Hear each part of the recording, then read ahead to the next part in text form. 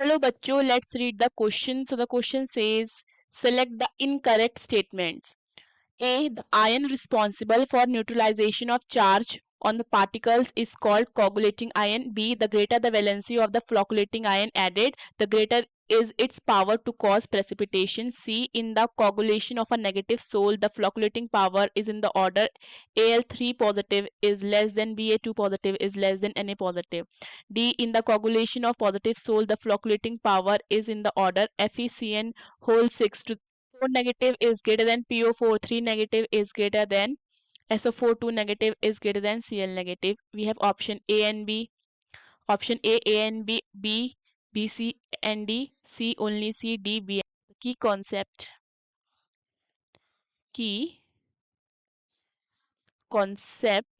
is the Hardy-Curls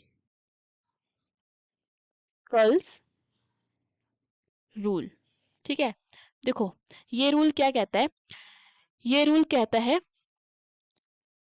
valency of ion is directly proportional to coagulating power. ठीक है, देखो जितनी ज्यादा वैलेंसी होगी किसी भी आयन की, उतनी ज्यादा उसकी क्या हो जाएगी, कोगुलेटिंग पावर हो जाएगी. ठीक है, से सपोज हमारे पास दो आयन है, Al3 positive and Na positive. ठीक है, सो वैलेंसी किसकी ज्यादा है, ठीक है, वैलेंसी 3 ज्यादा है एज कम्पेयर टू 1. ठीक है, 3 बड़ी होती है 1 से.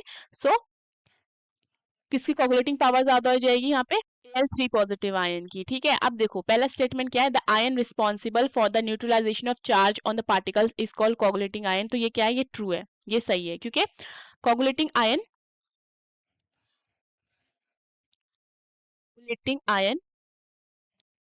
जिसको हम फ्लोकुलेटिंग आयन भी कह देते हैं,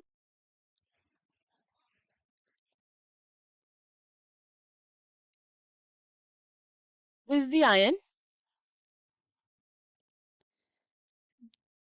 that is responsible for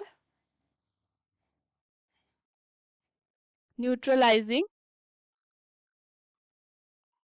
the charge on the colloidal particles.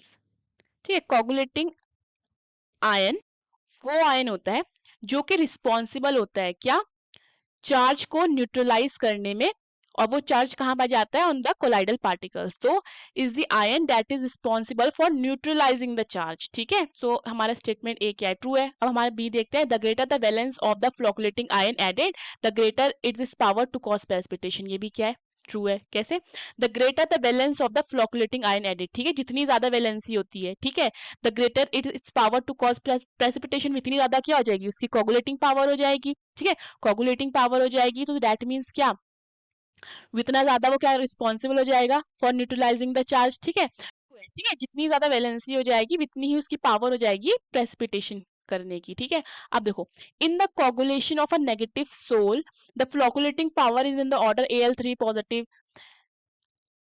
Positive less positive is less than Na positive. So ये देखो, हमें पता है जितनी ज्यादा वैलेंसी उतनी ज्यादा कोगुलेटिंग पावर, मगर यहाँ पे अगर हम देखते हैं Al3 positive, then we have Ba2 positive, then we have Na positive. ठीक है, अब देखो यहाँ पे सबसे ज्यादा वैलेंसी किसकी है, सबसे ज्यादा 3 है वैलेंसी, देन 2 है, देन 1 है. ठीक है, तो सबसे ज्यादा वैलेंसी कौन सी हुई, 3 की, उसके बाद 2 की, और सबसे कम हमारी 1 की हुई. तो सबसे ज्यादा वैलेंसी जिसकी होती है उसकी ही कोगुलेटिंग पावर सबसे ज्यादा होती है. तो हमारा ऑर्डर ये इस तरीके से होना चाहिए, Al3 पॉजिटिव की coagulating power is greater than Ba2 positive की coagulating power is greater than Na positive की. ठीक है, ये हमारी ऑर्डर होना चाहिए, मगर यहाँ पे हमें ऑर्डर उल्टा देखने को मिल रहा है, तो ये क्या हो जाता है, हमारा फॉल्स हो जाता है.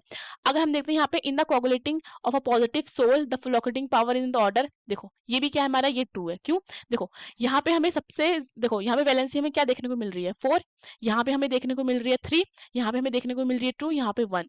तो सबसे ज्यादा कोगुलेटिंग पावर किसकी हुई, 4 वाले की, ठीक है, उससे कम 3 वाले की, उससे कम 2 वाले की, सबसे कम 1 वाले की। तो ये भी ऑर्डर क्या है, ये भी ऑर्डर क्या है, बिल्कुल सही है। So the correct option is C, only C. Hope you understood the question. Best of luck.